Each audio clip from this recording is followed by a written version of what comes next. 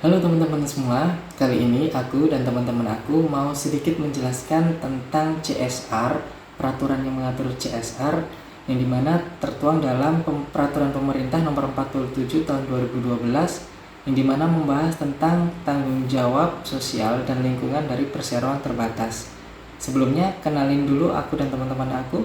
Aku Nur Fahwa Ramadan dengan NIM 2213221025. Perkenalkan, nama saya Aditya Adam Fariski, NIM 2213221013. Hai, perkenalkan nama saya Nadia Putri Arisandi dengan NIM 1017. Assalamualaikum warahmatullahi wabarakatuh. Perkenalkan, nama saya Maharani Nuria Rahma dengan NIM 2213221009. Assalamualaikum warahmatullahi wabarakatuh. Perkenalkan, saya Lailisa Fitri dengan NIM 22132111060. Pada pasal 1, dalam peraturan pemerintah ini yang dimaksud dengan ayat 1, perseroan terbatas, yang selanjutnya disebut perseroan adalah badan hukum yang merupakan persekutuan modal. Didirikan berdasarkan perjanjian, melakukan kegiatan usaha dengan modal dasar yang seluruhnya terbagi dalam saham dan memenuhi persyaratan yang ditetapkan dalam Undang-Undang Nomor 40 Tahun 2007 tentang perseroan terbatas serta peraturan pelaksanaannya. Pada ayat 2, rapat umum pemegang saham yang selanjutnya disebut RUPS adalah organ perseroan yang mempunyai wewenang yang tidak diberikan kepada direksi atau dewan komisaris dalam batas yang ditentukan dalam Undang-Undang Nomor 40 Tahun 2007 tentang perseroan terbatas dan atau anggaran dasar.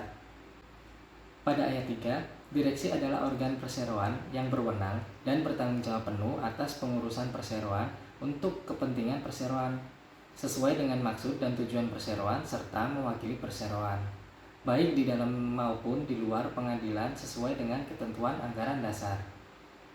Pada ayat 4, Dewan Komisaris adalah organ perseroan yang bertugas melakukan pengawasan secara umum dan atau khusus sesuai dengan anggaran dasar serta memberi nasihat kepada direksi.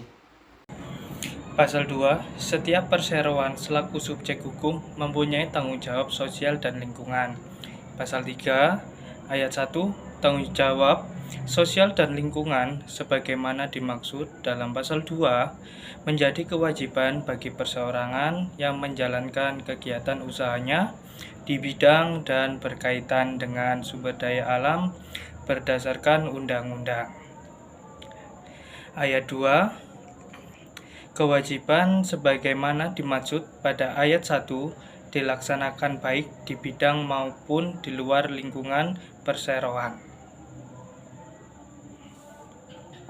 Mengenai pasal 4 dan pasal 5 tentang Peraturan Pemerintah Republik Indonesia Nomor 47 Tahun 2012 tentang tanggung jawab sosial dan lingkungan perseroan terbatas.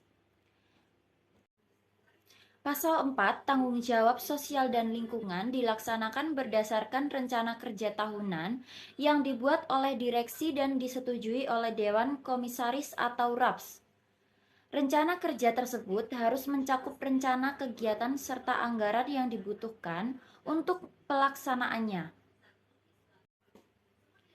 Pasal 5, dalam menyusun rencana kegiatan dan anggaran, tanggung jawab sosial dan lingkungan perseroan wajib memperhatikan prinsip kepatutan dan kewajaran yang disesuaikan dengan kemampuan keuangannya. Realisasi anggaran ini dapat diperhitungkan sebagai biaya perseroan.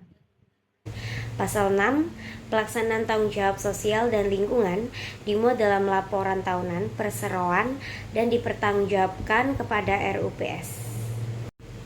Pasal 7, perseroan sebagaimana dimaksud dalam pasal 3 yang tidak melaksanakan tanggung jawab sosial dan lingkungan dikenai sanksi sesuai dengan ketentuan peraturan perundang-undangan.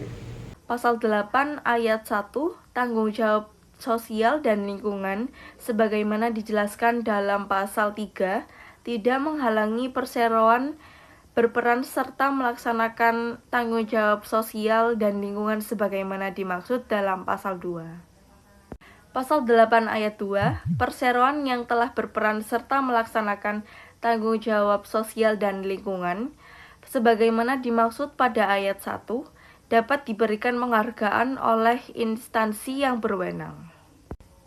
Pasal 9, peraturan pemerintah ini mulai berlaku pada tanggal diundangkan.